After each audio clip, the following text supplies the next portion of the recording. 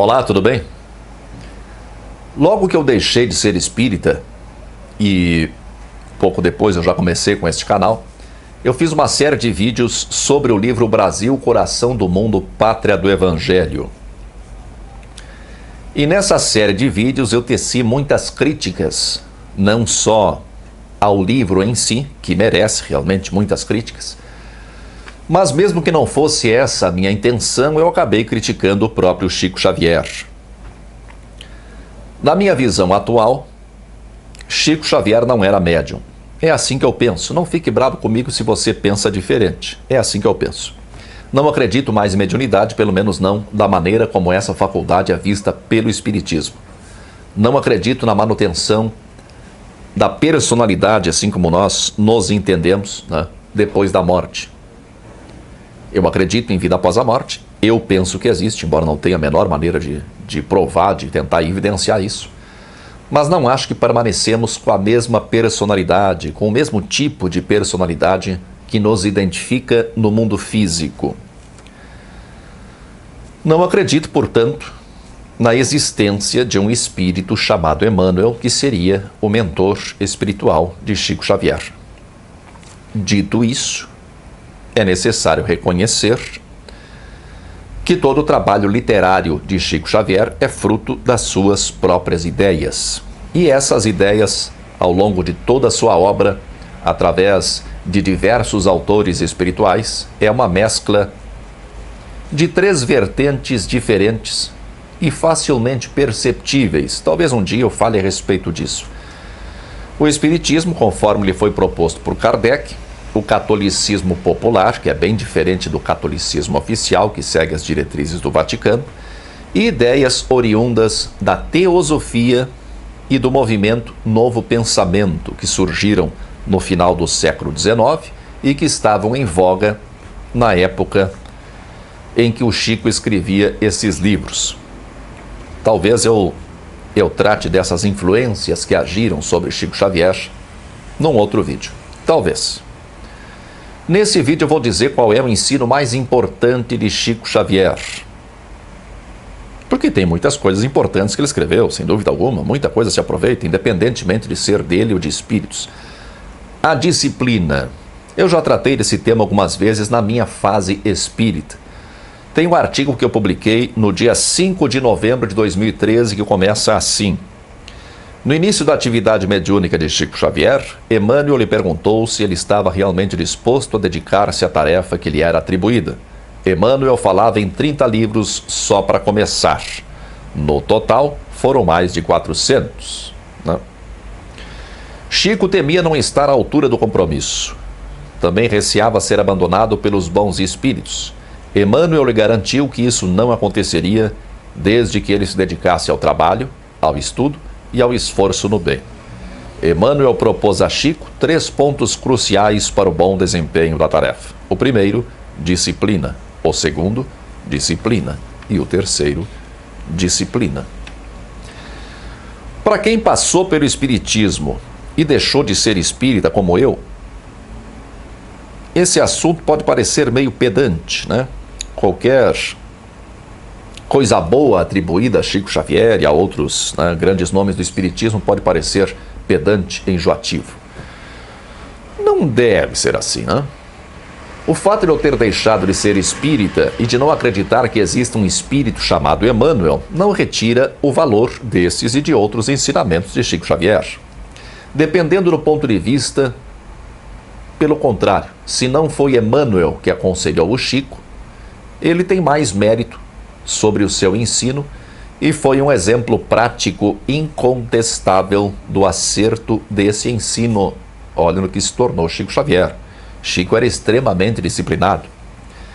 Raramente encontraremos em qualquer área da atividade humana alguém que tenha levado o aspecto disciplinar tão a sério durante a sua vida. E o resultado disso é a imensa obra deixada pelo Chico, né? Chico tinha o seu trabalho mediúnico, ele tinha o trabalho assistencial, ele tinha o trabalho literário e ainda encontrava algum tempo para conviver com os amigos, né? Para aparecer na mídia, uma coisa que ele gostava, né? Em qualquer área da vida, a disciplina é importante. A disciplina só pode não ser importante para quem não tem nenhum objetivo na vida. Isso não é nenhum pecado, né? Não ter objetivo na vida, mas para quem tem, né? E mesmo assim, mesmo que a pessoa decida apenas viver a vida, dia após dia, sem compromisso com nada, sem compromisso com ninguém, se ela não tiver disciplina em seus hábitos, ela pode se perder em vícios, né? Por um exagero em desfrutar de coisas que gosta, ou pode se entediar, né? Por não se dedicar a nada, não se dedicar a ninguém, ou pela superficialidade com que se dedica aos seus prazeres, às suas atividades e aos seus relacionamentos humanos. E esse, nós sabemos, é um dos caminhos que levam à depressão.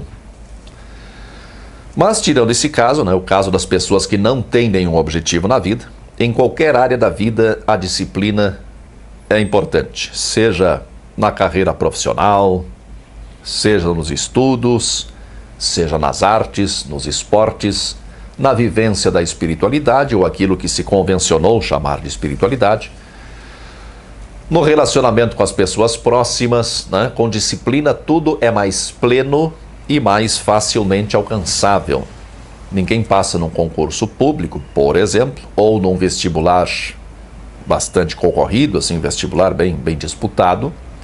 Ninguém passa nisso sem disciplina nos estudos. Ninguém aprende a tocar um instrumento, e mais do que isso, né, ter domínio sobre o instrumento, se não houver muito treino. E para treinar é preciso disciplina.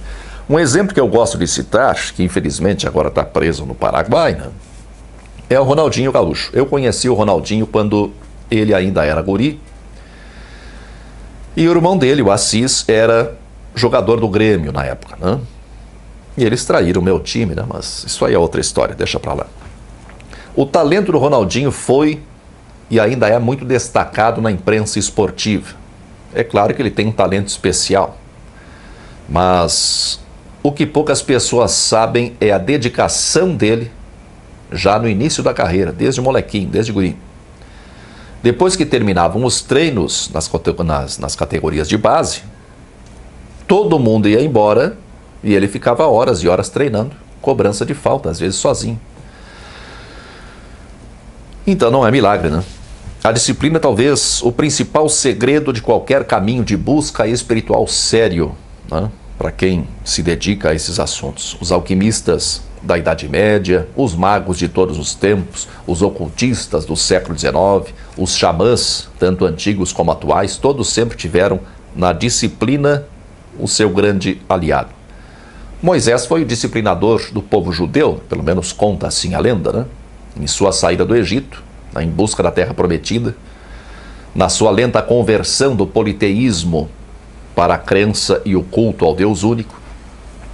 Jesus foi um disciplinador de mentes e corações, com ênfase sobre a fé, tanto no sentido de obediência a Deus, quanto no sentido de acreditar no que se faz e no que se quer. Mohammed foi disciplinador das antigas tribos árabes, né, levando a eles, assim como Moisés, a crença e o culto ao Deus único e regras de conduta a ser seguidas. Vamos falar de regras de conduta a ser seguidas, já que eu toquei nesse assunto. Todas as antigas religiões, mas com mais ênfase, as religiões abraâmicas monoteístas, né, elas sempre ofereceram um pacote de regras de conduta a ser seguidas. No caso do judaísmo, a meu ver, um exagero de regras, muita coisa. Mas o cristianismo e o islamismo impõem algumas regras que muitas vezes nós não entendemos ou com as quais nós não concordamos. Eu vou dar apenas um exemplo para não me alongar demais, senão o vídeo fica muito longo.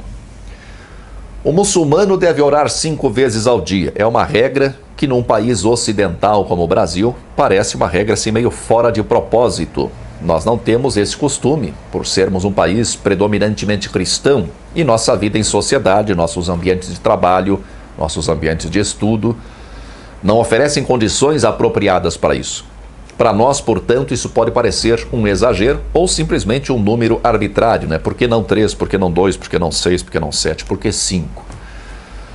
Acontece que a mente se fortalece no seguimento das regras que aceita como legítimas. É só comparar o ensino escolar, né, de 50, 60, 70 anos atrás com o ensino de hoje. Antes havia disciplina. Demasiadamente severa, em alguns casos, né? Mas o fato é que funcionava. Não vamos fazer juízo de valor, mas funcionava. Comparar o aprendizado, o conhecimento formal de uma criança ou um jovem, né, de 70 anos atrás, com o de uma criança ou um jovem de hoje, é estarrecedor. E já que eu estou falando de Chico Xavier, um bom exemplo é o próprio Chico Xavier. Muitas pessoas acham que a maior prova de que Chico Xavier era médium é o fato de ele ter pouco estudo formal. Ele não estaria, então, por ter tido pouco estudo formal, poucos anos de escola, ele não estaria em condições de escrever por ele mesmo. Ele mesmo desmente isso, olha aqui. Basta ler o prefácio escrito pelo próprio Chico no seu livro Parnaso de Além Túmulo, para ver que, aos 21 anos de idade, ele tinha pleno domínio da língua portuguesa e tinha uma cultura considerável. Às vezes pode parecer difícil entender, né, de entender por que, em pleno século XXI, tantas pessoas seguem religiões tradicionais, algumas de costumes arcaicos. Essas pessoas, muitas vezes pessoas de pouca instrução, elas encontram no meio religioso rígido a disciplina que de outro modo não conseguiriam desenvolver. Se uma religião dessas diz que não pode beber, não pode fumar, não pode usar drogas, não pode comer carne de porco, não pode fazer sexo anal, né? Não pode usar determinadas roupas, não pode se envolver sexualmente com pessoas do mesmo sexo, né? Ou outras coisas do gênero, o fiel religioso, mesmo que não entenda bem o porquê dessas proibições, ele segue essas proibições à risca. E com isso ele se sente forte, ele se sente capaz, se sente digno da proteção de Deus, né? E esse sentimento de viver de acordo com as regras que ele aprendeu, que são regras certas e necessárias, ele aprendeu assim. Isso faz com que ele seja uma pessoa mais produtiva em sociedade. É claro que essas mesmas regras podem fazer dele alguém preconceituoso e segregador, mas isso é outra história, né? É efeito colateral. O grande mérito no Brasil das igrejas de orientação pentecostal ou neopentecostal, né? E o fator principal do seu crescimento avassalador é justamente a sua infiltração em comunidades carentes que até então eram desassistidas de qualquer tipo de orientação religiosa formal. São pessoas que convivem em meio à pobreza, em meio ao crime, ao tráfico de drogas, à degradação moral, né?